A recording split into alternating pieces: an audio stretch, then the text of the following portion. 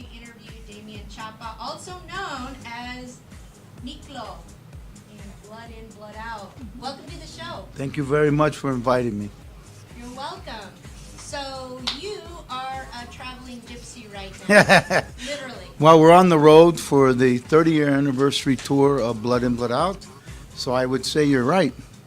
And just for my audience, to get a little bit of backstory on Damien, basically he's been in about 65 movies, film projects, but here's the big deal. He has been in about 40 that he wrote or directed or produced. Is that correct? That's correct. I was in Hollywood for a while and did some, I guess you'd call them studio films, Blood In, Blood Out being my first film, playing Miklo, and then I did Under Siege, where I played Tackman, chasing Miss July around the ship with Steven Seagal. Then I did with, I guess, Van Damme, a movie.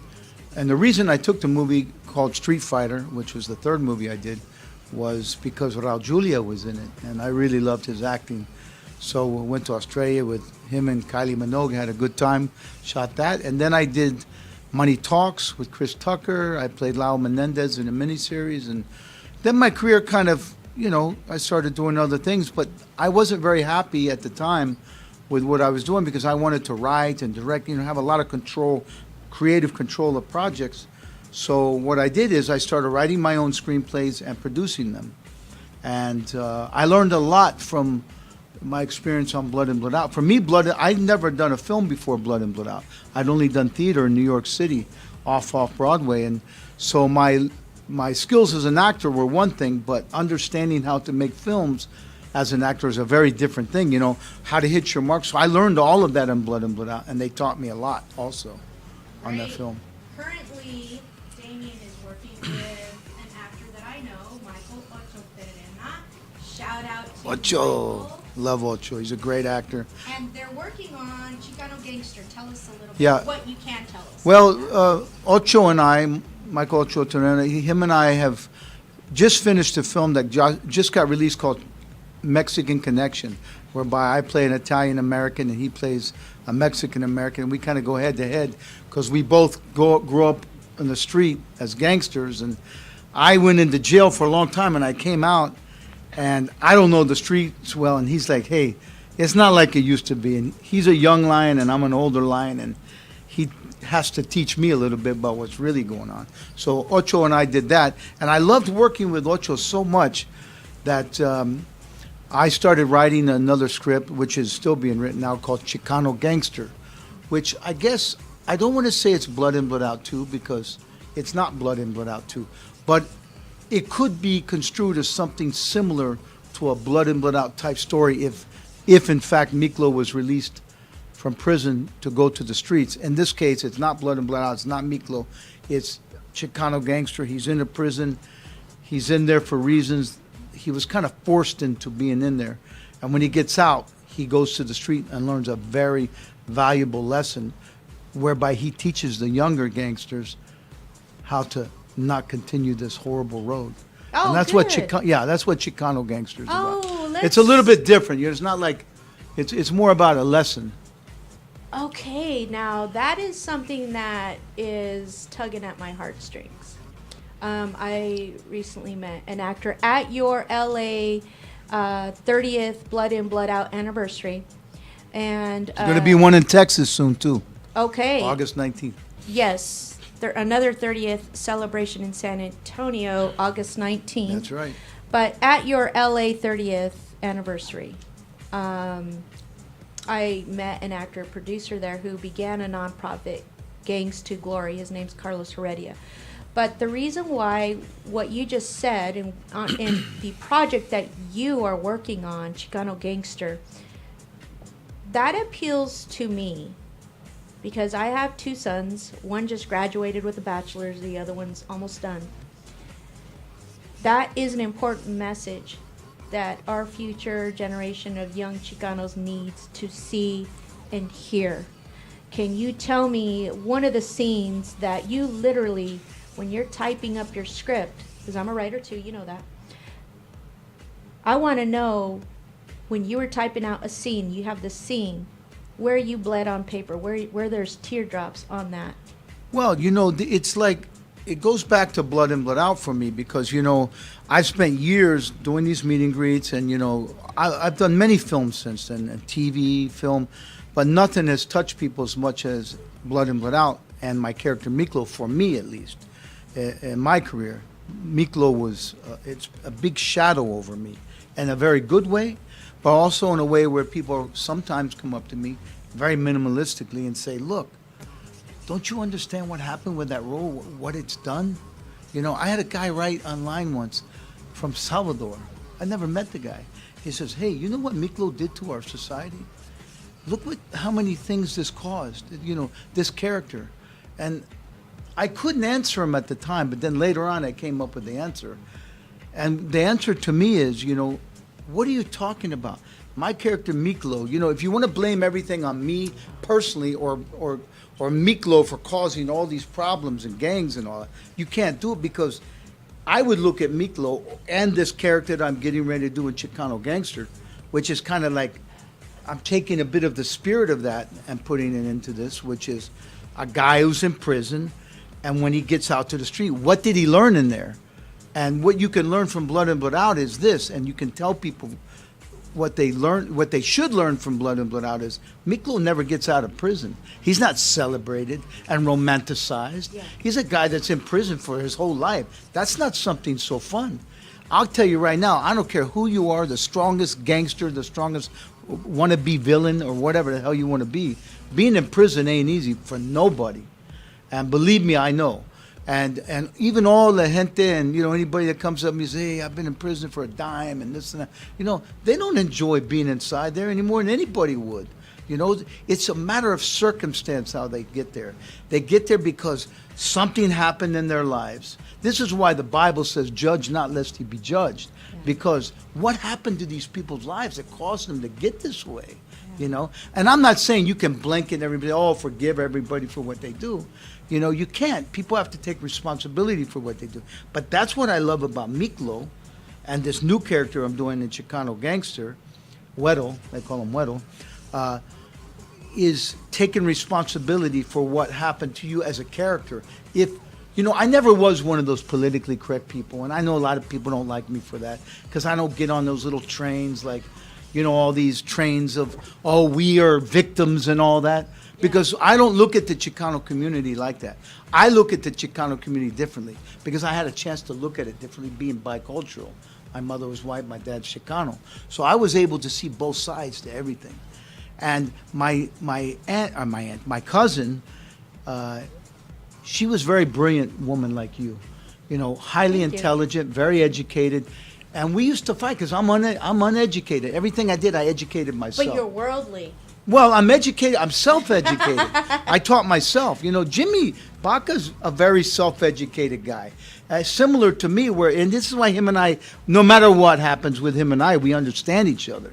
We don't even have to speak. We can just know, little signals because we're both from the street and we both understand these kind of these street colloquialisms, whatever you want to call it. But, the fact of the matter is, I'm not politically correct. I don't jump on bandwagons. I don't believe our society, and especially our Chicano society, is just one way. It's not black and white. Yeah. We have so many colors. Right. Look at you. You're a writer. You're a good mom. Your kids are educated. Well, there might be somebody that had a tough life, grew up tough, went to prison, come out, and they don't have the same type of, they have this thing today called white privilege.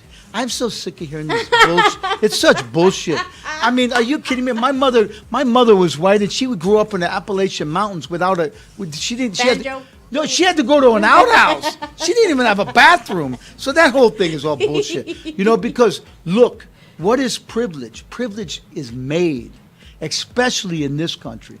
In the 60s, they were right. I hear a little bit of Miklo coming out. Yeah, because the 60s, they were right. They had a right to fight. Everybody had a right to go out there and fight for civil rights and freedom. It's different today. We got to look around you. We control everything. Mexican American people are the society. We're not really, you can say we're a minority and as a whole big picture of the U.S., but in most communities, we're the majority. So we have yeah. surpassed other ethnic groups, but we need to do better at voting. Well, yeah, but we get into this political thing again. No, and- just voting, not right or left, just No, voting. but voting for what? Who do we have to choose? Those two idiots? Whatever. I mean, whatever- either if you like either one of those idiots, the really. lesser of the two evils. No, but you can't do that anymore. You got to change. We got the left and the right, and it's the Hegelian dialect. Wherever you I'm wanna call personally it. an independent, Right, so I look at a politician's voting record, right. and that's where I do the actual calculations. But they're all career criminals in my mind. Career politicians. I know, but their voting record matters. Well, but look, maybe you think It's like basketball and football. Yeah, but maybe you think differently than the next guy. I True. mean, it's not like every Mexican American thinks alike, right? And whoever gets the most wins. Right. That's the beauty of democracy. Yeah, but also if We you might have to eat crow. But look at these people we have to vote for now, and they put them in your face and say vote. You know, it's like saying, here's two snakes, choose. I mean, it's unbelievable. Which the one choices. bit us less? Huh? Which one bites us less? What do you mean? They both bite No, the same. there's a voting record. No, if you got two serpents, which one you going to choose? I don't want to choose any serpents anymore. The- Let's get somebody that can bring us together. Right. This whole divide and conquer. I agree. I agree. I totally agree. Extremism is bankrupting our nation. People are brainwashed into thinking this one guy, and they'll vote no matter what for him, whatever they do. I don't do how that. How corrupt they are, Yeah. whatever, Yeah, They're I don't. both, to me, horrible. Like the whole vote only R or vote only D. I Yeah, don't do that's that. horrific. Okay, so but I do. Why are we talking politics? I know. So I want to bring up the two major Arizona shows before I forget. And his business manager is looking at me, giving me the evil eye, reminding me. So I'm going to bring this up. Today, between 6 to 8 p.m., Miklo will be there available between 6 to 8 p.m. at 1538 East McDowell Road at Big Mike's Variety Big Shop. Mike, how you doing, buddy? I hope to see you there, man. Yes. Big Mike's tonight. Miklo, a.k.a. Damian Chapa, will be there today, 6 to 8 p.m. Now, he is going to stay in Arizona and in Flagstaff tomorrow, 2 to 4 p.m., which is Saturday, at Alejandro's Mexican Food at 6 East Aspen Avenue. Tomorrow. And that's in Flagstaff. I love Flagstaff. That's a nice place. Yes. And a lot of times the nations come out to see us there, the Indian nations. We had many from the Navajo, Hopi. It was just, to me, a wonderful experience because I absolutely adore the cultural things about all the nations. And they love Blood In, Blood Out more than you can imagine. It's like so big in the American Indian nations. I never expected Really? it to be so big. It's almost like as big as it is in the Chicano community, Blood In, Blood Out. The nations love it. Yeah. Because I think it touches a part of them, too, because of the struggle in the movie, the struggle and, with people to make it, and to get somewhere in society. Because remember, back then it was a big struggle. But now we have so much opportunity now. Things are better now, I think. We just have to stop playing victim and go to work. Yes. That's all America's about, work. If you work, I don't care who you are in this country, you can come out and make it. Yeah. So I want to tap into your geek side. Oh, God. So I gotta take the glasses off of that. let me tap Super into geek on the way. let me tap into your inner geek. Back to your There current. he is. You look good in glasses. I can't see without him. Back to Chicano Gangster. Yes, I was on that roll. Tell to us tell you. tell us about a scene where you bled on paper or cried on paper. Well, 'Cause- I think that's a very good question. For Weddle, when he comes out, he's looking and reflecting on what he's done in his life and how it has affected everybody around him and how the younger generation is looking upon him as like a hero when all he's done is horrible things. So for him, he wants to come out and he wants to do something, but it's underneath. He can't show too many people.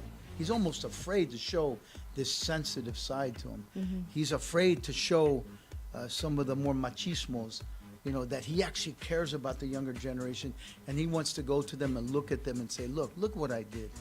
I committed a murder. I robbed a store. I did this, so on and so on. And look where it got me. It got me inside of a prison for 20 years. Is that something to look up to? No. But he realizes it too late. And the only salvage that he can take out of it, his only saving grace is he still has enough time to educate these young people as to not take the same road that he took. And that's what's powerful about Chicano Gangster, which we haven't shot it yet. We'll be shooting in about 2 months. But I think it's a kind of a film where, yeah, you show what these gangsters are about, but then you show the sensitive and beautiful, heartfelt side that really doesn't want to be like this, but they had to for survival. It's not like people wake up one day and say, I want to go, there's not very many people. There are some that want to go out and just do evil. I have a saying, Jeffrey Dahmer? Yeah, no, you're right. There are people that just wake up and do bad. And then again, there's also something happened to them too. But there's always psychology involved.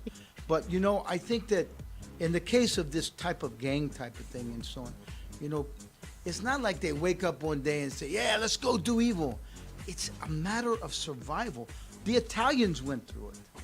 They came to Ellis Island. They had nothing to do. What did they do? Band together. They created.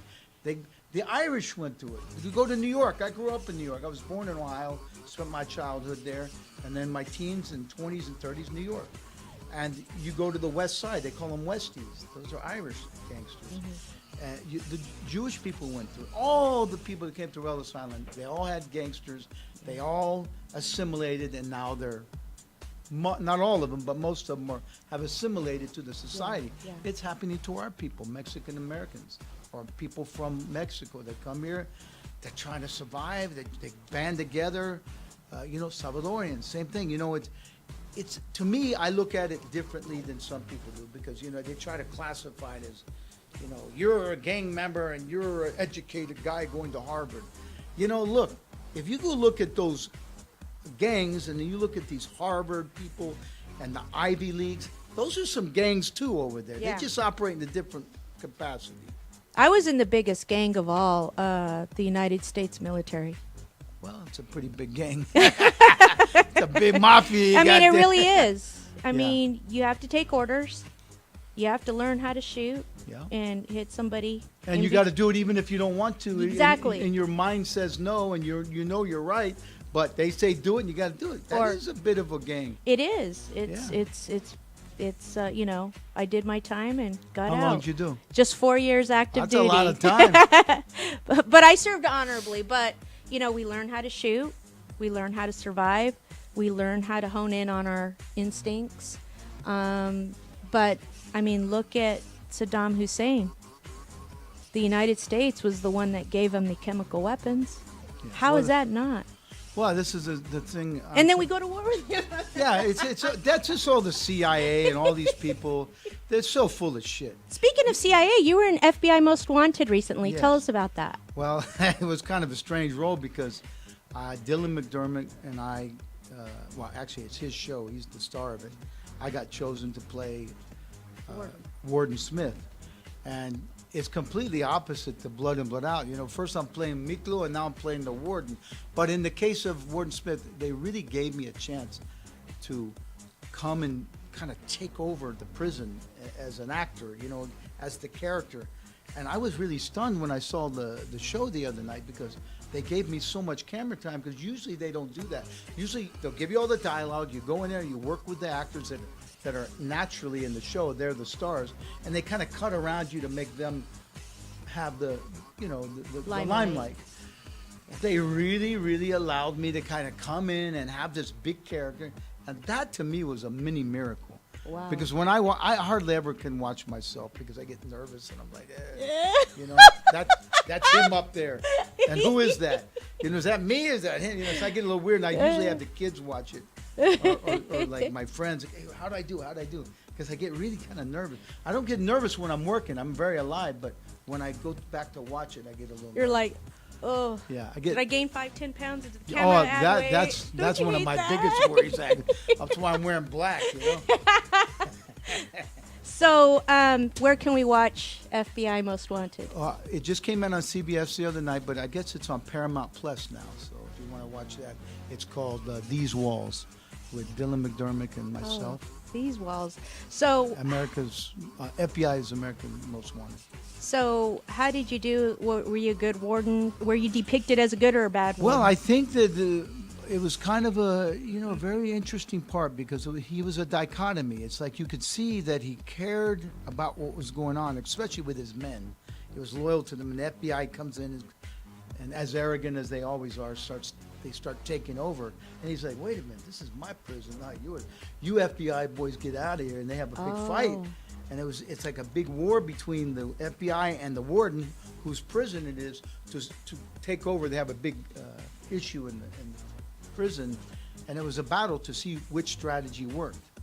In the end, I think, of course, the lead strategy was better, but the warden showed his humanity, which is unusual. He was a good character. Yeah. I was very lucky to play that part because it's not like people go, oh, he's the warden. That guy, that gangster-looking guy over there has been in like 20,000 gangster movies. So for me, I was very fortunate to get a role that was completely opposite to what I'm used to doing. Good. I feel like, wow, I mean, you've written, produced, or directed 40 of your own films. You've been in 65. And the fact that you're working with Michael Ocho, shout out to Michael. Ocho's the best. With good messaging. I support honing in on the comeuppance of bad choices. And so that, to me, I know now, Damien, that I'm going to be looking for Chicano Gangster, and I'm just going to be with a magnifying glass just trying to figure out what you wrote and what... Well, I have to because, at one point we're responsible in a way for what we do, and, some people say, oh, we're just actors or we're just directors, but we have such a powerful venue, I guess you would call it, or a powerful platform to create these things that really, when I go to these meet and greets, Blood in, Blood Out, people are very affected by Miklo. In a way where you can't even imagine. Like, I see it. I love doing the meet and greets. For me, it's not just the work or a job or making money. For me, I love meeting the people because this is the real thing. And I know a lot of people don't do it. They don't do meet and greets because they feel like, they're better than that. But I think it's the best part of being an actor, to meet the people that actually love your work and are responsive to it. I think it's fascinating to see people, how they react to you and react to your role, and how people take Blood in, Blood Out is so personal.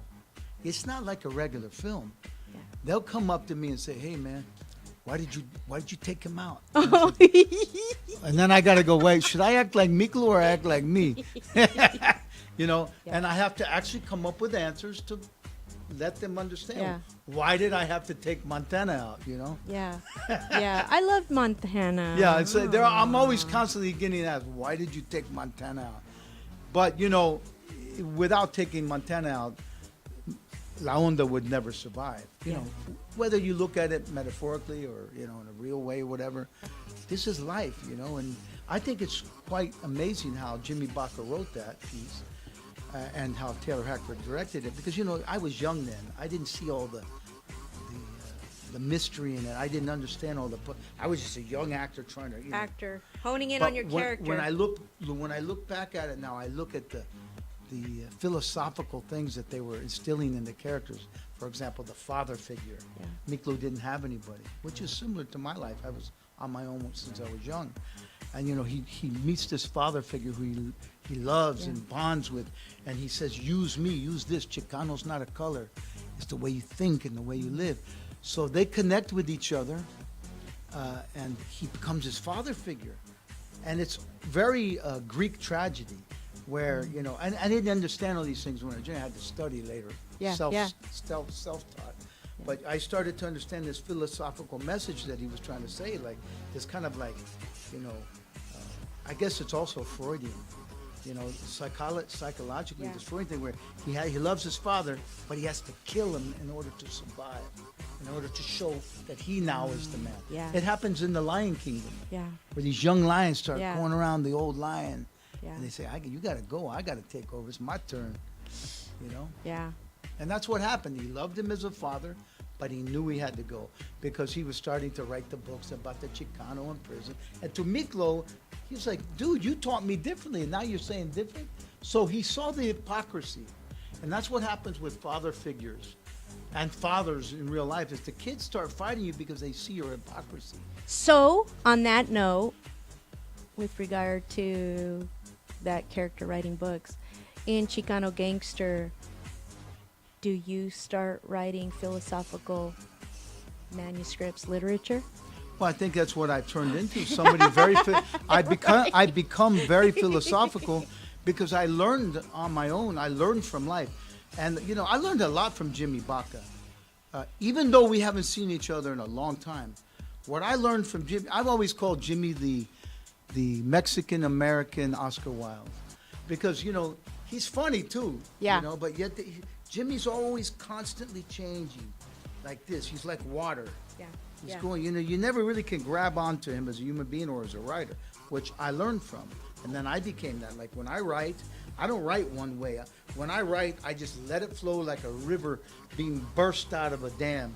Or I should say a lake or a river, whatever, however it comes out of a dam. I just let it go. Yeah. And it goes where it goes. I don't think about things. Yeah. I don't think about things as an actor. Yeah. I don't think about things as a director. I don't think about things as a writer. Because the moment I start intellectualizing, now of course the intellectual part comes before and the preparation or whatever, but when I'm doing it, I don't think, I become.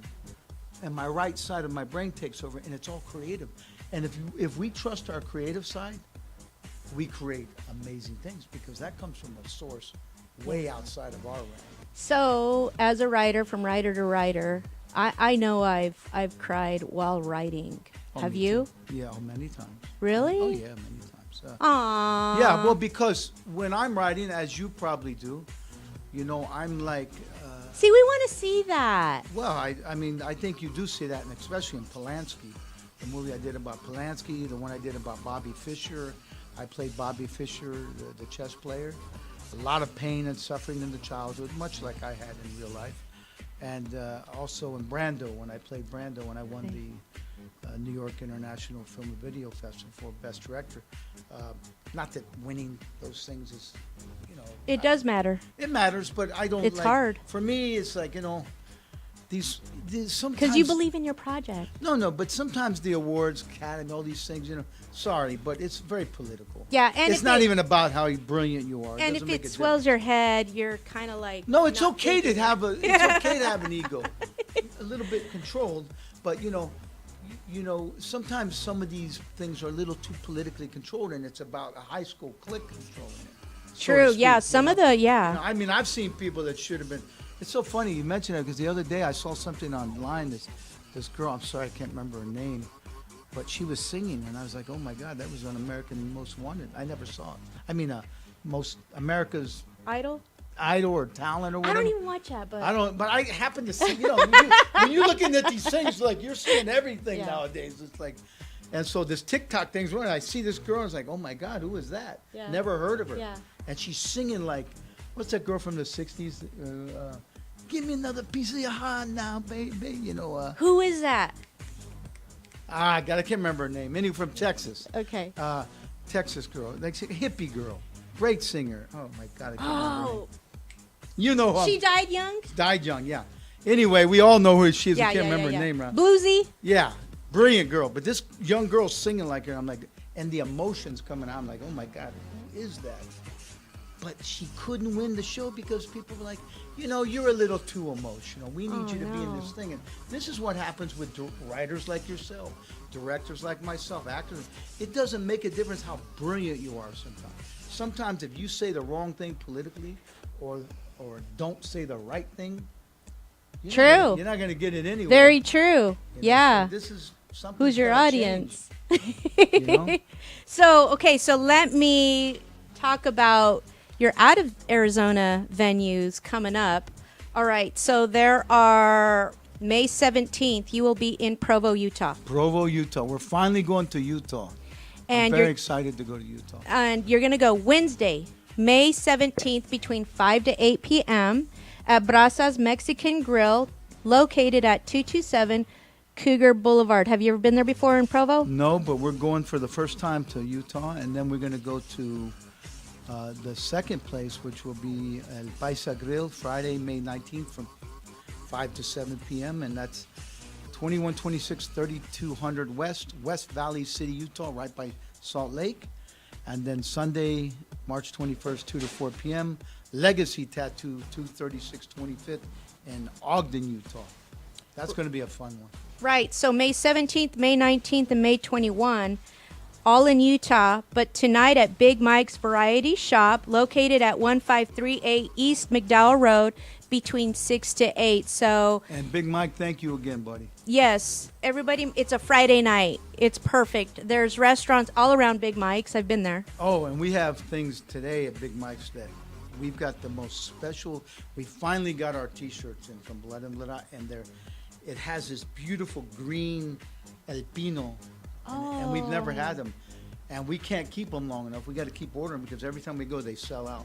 But we just got a box in, so. Oh, nice. It's gonna be fun. So that's a nice surprise.